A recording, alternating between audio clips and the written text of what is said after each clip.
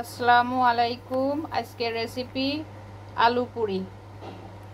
প্রথমে 1 কাপ ময়দা নিলাম, আপনারা চাইলে আটা দিয়েও করতে পারেন। সামান্য একটু লবণ দিয়েছি, সামান্য একটু সয়াবিন তেল দিয়ে দিব।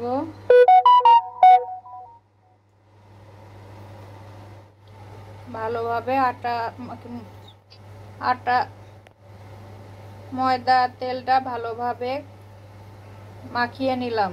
এবার সামান্য পরিমাণ পানি অ্যাড করব। ডোটা মাখানো হয়ে গেছে। এবার ছোট ছোট করে লেচি কেটে নিব। 3টা লেচি কেটে নিয়েছি। লেচিগুলো 10 মিনিটের জন্য রেস্টে রেখে দিব।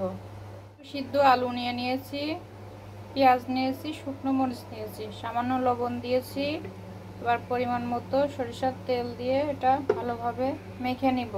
আপনারা চাইলে একটা ম্যাগি মশলা দিতে পারেন। এবার ভালোভাবে মেখে নিব,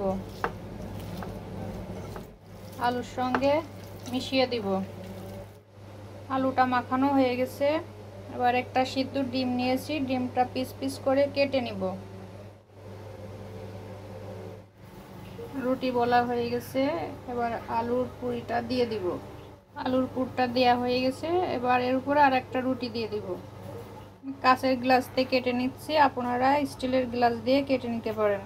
আমার পুরিগুলো রেডি হয়ে গেছে। এখন ভাজতে নেব।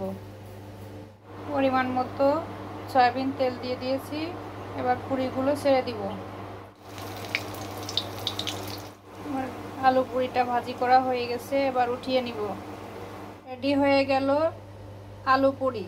এই পুরিটা খেলে ডাল পুরির কথা ভুলে যাবেন। প্লিজ আমার চ্যানেলটা সাবস্ক্রাইব করবেন, আমার রেসিপিটা ফলো করে ট্রাই করে দেখবেন।